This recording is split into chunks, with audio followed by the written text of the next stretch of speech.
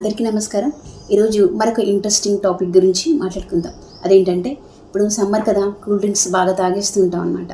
నిజంగా మనకి cool drinks తాగితే అంత ఫ్రెష్గా ఫీల్ అవుతామా? దాహం తీరుతుందా?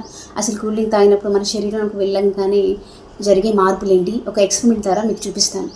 ఎక్స్పెరిమెంట్ స్టార్ట్ చేసే ముందు ఈ టాపిక్ పైన చిన్న ఇంట్రడక్షన్ ఏంటంటే, సాధారణంగా మన శరీరంలో 60% ఆఫ్ వాటర్ మన శరీరంలోని కణాల్లోనూ బ్లడ్లోనూ ఉంటుంది. అయితే ఇక్కడ 2 మెయిన్ పాయింట్స్ గుర్తుపెట్టుకోవాలి. ఏంటంటే, ఎప్పుడు మనకి సాధారణంగా దాహం వేస్తుందంటే మన కణాల్లోనూ రక్తంలోనూ వాటర్ యొక్క పర్సంటేజ్ తగ్గిపోయినప్పుడు, రక్తంలో గాఢత అంటే మనం తీసుకునే ఫుడ్లో షుగర్ లెవెల్స్, సాల్ట్స్ లెవెల్స్ ఎక్కువైనప్పుడు రక్తంలో గాఢత అనేది పెరుగుతుందన్నమాట. అప్పుడు కూడా మనకి దాహం ఇస్తుంది. ఇప్పుడు ఎక్స్పెరిమెంట్ స్టార్ట్ చేద్దాం. అదేంటంటే, ఫస్ట్ ఒక గ్లాస్లో కూల్ డ్రింక్ తీసుకుందాం. నెక్స్ట్ ఇంకొక గ్లాస్లో వాటర్ తీసుకుందాం. నెక్స్ట్ ఏంటంటే కీరా స్లైస్లో కూల్ డ్రింక్లో ఒక స్లైస్ వేసాను, అలాగే వాటర్లో కూడా ఒక స్లైస్ వేసాను.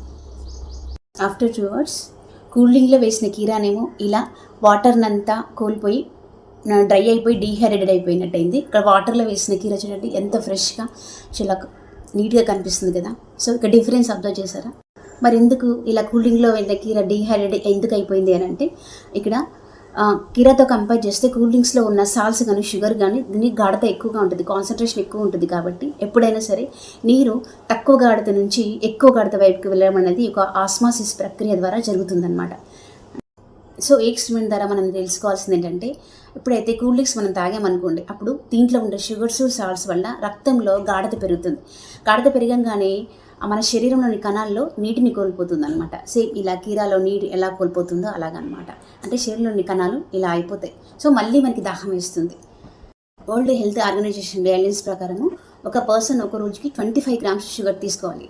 అంటే ఒక 6 spoons అనమాట. మనం ఒక 250 ml ఆఫ్ కూల్ డ్రింక్ తీసుకుంటాం అనుకోండి, దాంట్లో 6 spoons ఆఫ్ షుగర్ ఉంటుంది. అంటే ఆ రోజుకి దాని లిమిట్ అయిపోతుంది అనమాట. అంటే దాంతోపాటు మనం ఎక్స్ట్రా కూల్ డ్రింక్ తీసుకుంటే దీంట్లో ఉండే ఆ షుగర్స్ వల్ల అది ఎక్కువగా ఆ ఫ్యాట్గా కన్వర్ట్ అవుతుంది. దీంతో పాటుగా మనం అడిషనల్గా non veg, cool drink, alcohol తీసుకున్నాం అనుకో, ఇది డబుల్ స్పీడ్గా ఫ్యాట్ స్టోరేజ్ అని పెరిగిపోయి వెయిట్ గెయిన్ అయిపోయి ఒబెసిటీ వస్తుంది అనమాట.